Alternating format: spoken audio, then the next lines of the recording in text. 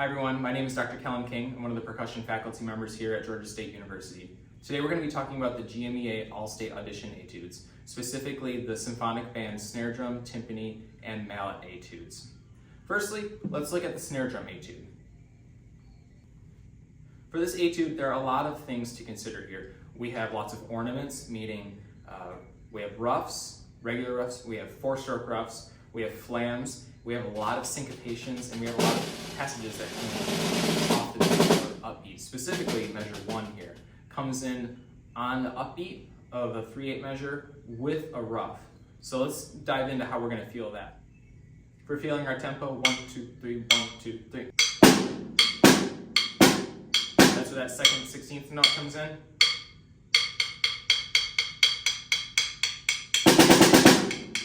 So if this is our 8th note, 1, 2, 3, 1, 2, 3, 1, 2, 3, 1, 2, 3.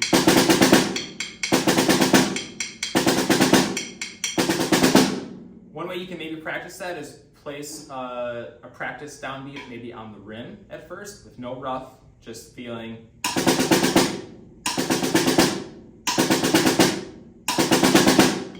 Then maybe trying to take that out so you can just feel. Maybe tap your foot to help feel where that downbeat is. Then we're just going to add the ruff in there.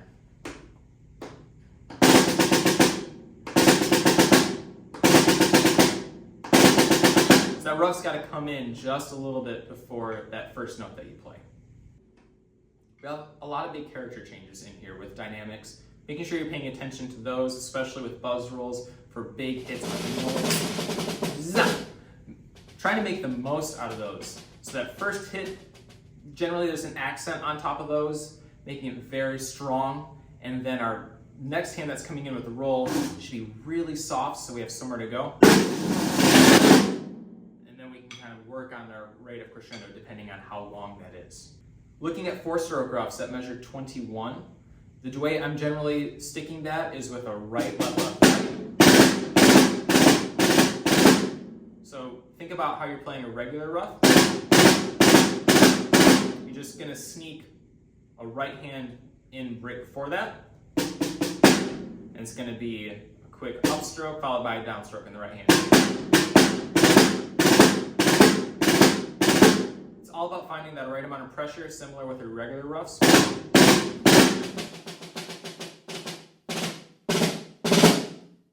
Looking at 22, this is a tricky spot here. It's really soft, and we've got to be rhythmically accurate with all these 30-second notes.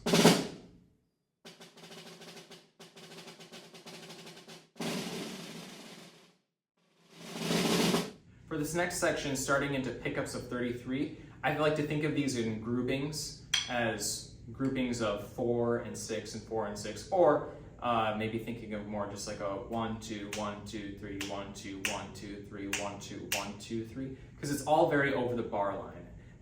So that helps me a little bit. So if I'm thinking the pickup right before it,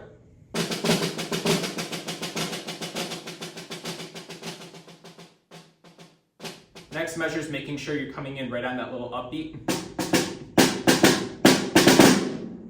A little bit tricky to feel where that beat is.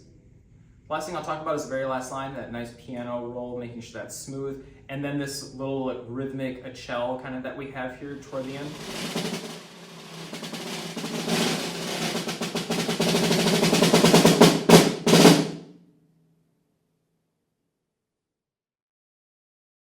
For the Bach Mallet Etude, the hardest part about this is consistency of note accuracy and tone.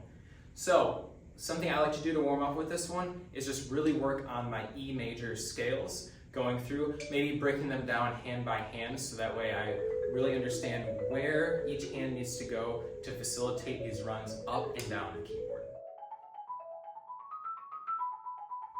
One of the tricky passages here can be measures 6, 7, and 8. We have basically 3 measures of a run going kind of down and up the scale. So we can break that down a little bit. If you're alternating that, it can be really challenging for this. It's pretty fast, and we got to get our left hand out of the way.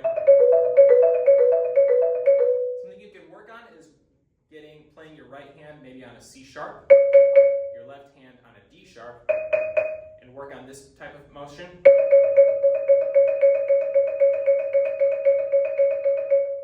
That's going to help get your mallets out of each other's way. And so hopefully if you practice that, it's going to translate. It's going to make that a little bit easier for you. Moving on, we have, it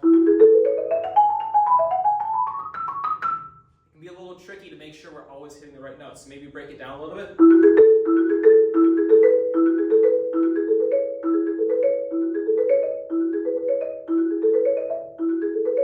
And so forth until you kind of work your way up the scale.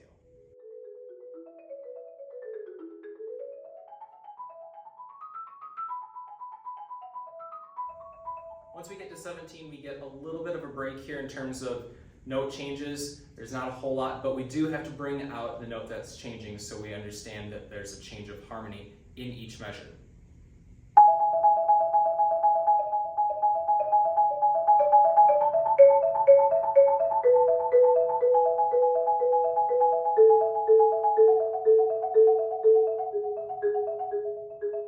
As we get to 29, we really just have to work on breaking down some of these runs, make it a little bit of a slower tempo here.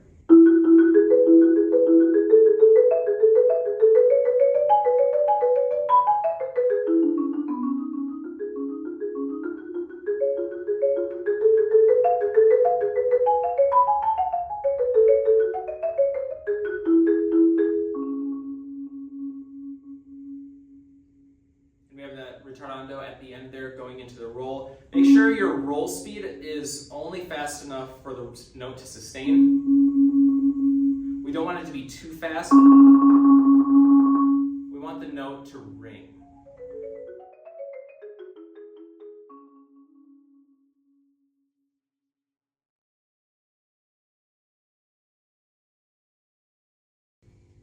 Moving on to timpani for the symphonic band Etudes. Lots of things to look out for this one.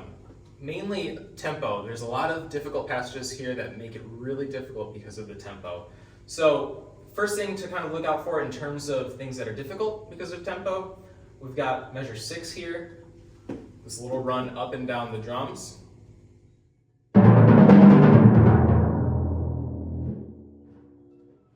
If you're having trouble facilitating that, a stool could always help, so that way you're using this motion to move. Breaking it down hand by hand could also help as well. Having your left hand follow. Same thing with the left hand, breaking that down.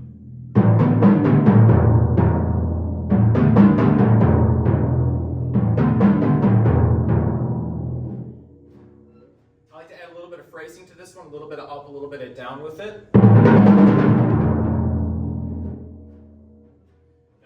This drum, our low E, it's really easy to overplay this drum and have a really bad tone. So you have to be very careful with how much you're playing into the head, thinking really about lifting off the head. It's really easy to get that bitey sound like this, where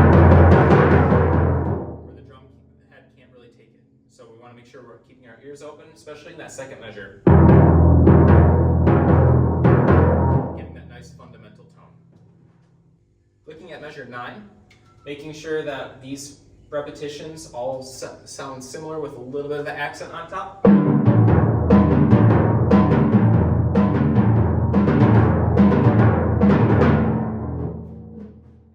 most important thing here is making sure we're not using our arms and we're not overplaying the drum head. So lifting off the head no matter what.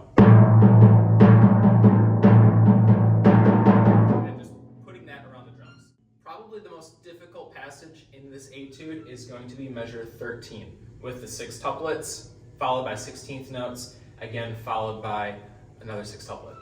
So what we have to do is maybe tighten up our grip a little bit and play into the head so we can get kind of a little bit more of a staccato sound and we're able to hear the clarity of that rhythm.